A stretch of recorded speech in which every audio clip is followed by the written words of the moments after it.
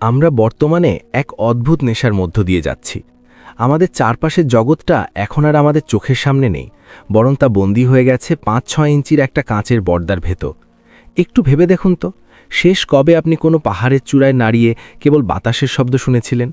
শেষ কবে আপনি সমুদ্রের ঢেউয়ের গর্জন শুনে নিজের চোখ বুজে সেই নোনা জলের ঘ্রাণ নিয়েছিলেন? আমাদের বর্তমান প্রজন্মের সবচেয়ে বড় ট্র্যাজেডি হলো আমরা কোনো মুহূর্তকে যাপন করাচ্ছে সেটাকে রেকর্ড করতে বেশি পছন্দ করি। আমাদের কাছে এখন অভিজ্ঞতার চেয়ে প্রমাণের মূল্য অনেক বেশি। আমরা কোথাও গেলে আনন্দ পাওয়ার চেয়ে বেশি ব্যস্ত থাকি এটা প্রমাণ করতে যে আমরা সেখানে গিয়েছি এবং আমরা খুব সুখে আছি। এই যে ডিজিটাল আসক্তি, এটা আমাদের মস্তিষ্ককে কিভাবে বদলে দিচ্ছে তা নিয়ে আমরা খুব কমই ভাবি। যখন আমরা কোনো সুন্দর দৃশ্য দেখি, আমাদের প্রথম সহজাত প্রবৃত্তি হওয়া উচিত ছিল সেই সৌন্দর্যকে নিজের ভেতরে ধারণ করা। কিন্তু আমাদের হাত চলে যায় পকেটে, স্মার্টফোনটা বের করি, ক্যামেরা অ্যাপ খুলি এবং সেরা অ্যাঙ্গেল খুঁজতে শুরু করি।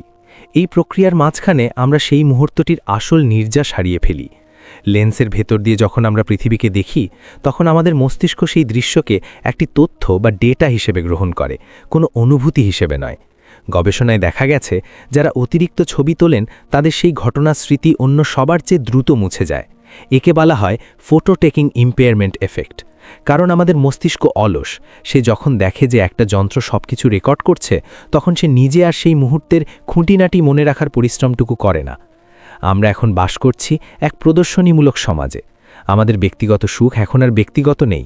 আমরা রেস্টুরেন্টে খেতে যাই খাবারের স্বাদের জন্য নয়, বরং টেবিলের ওপর সাজানো খাবারের নান্দনিক ছবি তোলার জন্য।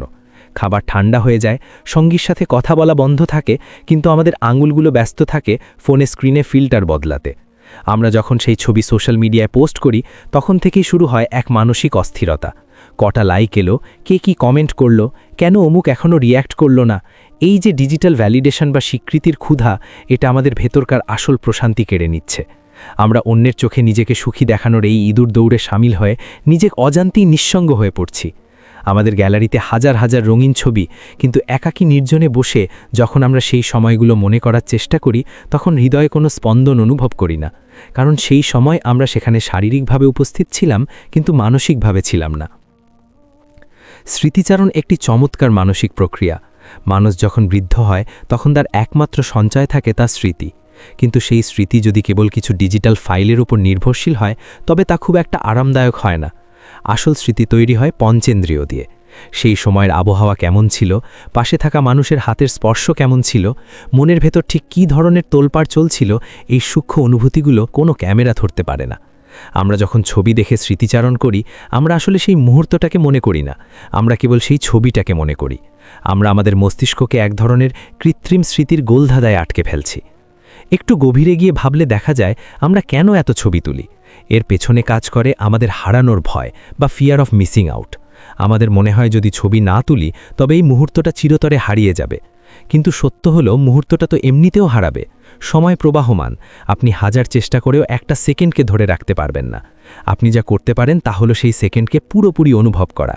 আপনি যখন কোনো সূর্যাস্ত দেখেন এবং ছবি না তুলে কেবল সেটার দিকে তাকিয়ে থাকেন, তখন সেই লাল আভা আপনার চোখের রেটিনা দিয়ে ঢুকে আপনার স্নায়ুতন্ত্রে মিশে যায়। সেই মুহূর্তটা আপনার অংশ হয়ে যায়। ২০ বছর পর যখন আপনি চোখ বন্ধ করবেন, আপনি সেই আলোর উষ্ণতা অনুভব করতে পারবেন। কিন্তু যদি আপনি কেবল ছবি তুলে রাখতেন, তবে ২০ বছর পর আপনি কেবল একটা ডিজিটাল ফাইল খুঁজে পাবেন, যা আপনার মনে বিশেষ কোনো দোলা দেবে না। আমাদের এই অভ্যাস আমাদের সামাজিক সম্পর্কগুলোকেও বিষিয়ে তুলছে।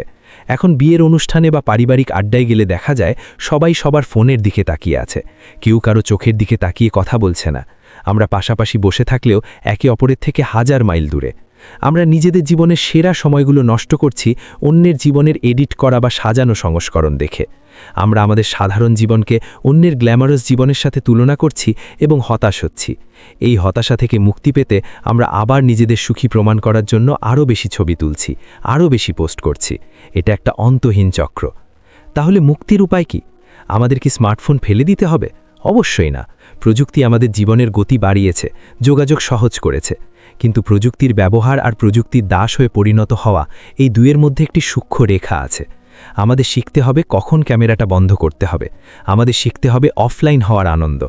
পরের বার যখন কোনো খুশির মুহূর্ত আসবে, নিজেকে ৫ সেকেন্ডের জন্য থামান, ফোনটা পকেটে রাখুন, চারপাশটা দেখুন, আপনার প্রিয় মানুষটার হাসিটা সরাসরি দেখুন, ফোনে স্ক্রিনের ভেতর দিয়ে নয়। সেই মুহূর্তের আনন্দটা আপনার হৃৎপিণ্ডে স্পন্দনে মিশে যেতে দিন। স্মৃতি তৈরি করুন আপনার অভিজ্ঞতায়, স্টোরেজে নয়। জীবনটা কোনো সিনেমার শুটিং নয় যে আপনাকে সবসময় সেরা পোজ দিতে হবে। জীবনটা হলো একটা প্রবাহ যা আপনাকে কেবল অনুভব করতে হবে।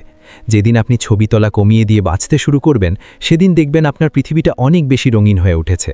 আপনার আর কোনো ফিল্টারের প্রয়োজন হবে না, কারণ আপনার মন নিজেই তখন সবচেয়ে উজ্জ্বল রঙে রাঙানো থাকবে। মনে রাখবেন, গ্যালারির ছবিগুলো হয়তো একদিন ডিলিট হয়ে যাবে, হার্ড ড্রাইভ নষ্ট হয়ে যাবে, কিন্তু আপনার হৃদয়ে গেঁথে থাকা সেই অমলিন মুহূর্তগুলো আপনার মৃত্যুর আগ পর্যন্ত আপনার সাথেই থাকবে। তাই আসুন, আজ থেকে আমরা প্রদর্শনী কমিয়ে দিয়ে অনুভূতিতে মন দিই। আমরা জানা ছবি তোলার প্রতিযোগিতায় হার মেনে নিজের জীবনকে জয় করতে পারি। কারণ শেষ বিচারে আপনার কাছে কটা ছবি আছে তা গুরুত্বপূর্ণ নয়, বরং আপনি কতটা জীবন যাপন করেছেন এবং আপনার ভেতরে কতগুলো জীবন্ত গল্প আছে, সেটাই আপনার প্রকৃত পরিচয়। বর্তমানকে যাপন করুন, নিজেকে লেন্সের খাঁচা থেকে মুক্ত করুন, মুক্ত চোখে পৃথিবীকে দেখুন, কারণ এই পৃথিবীর প্রতিটি ধূলিকণা আর প্রতিটি মুহূর্ত অপার্থিব সৌন্দর্যে ঘেরা, যা কোনো ক্যামেরায় পুরোপুরি ধরা পড়া সম্ভব নয়।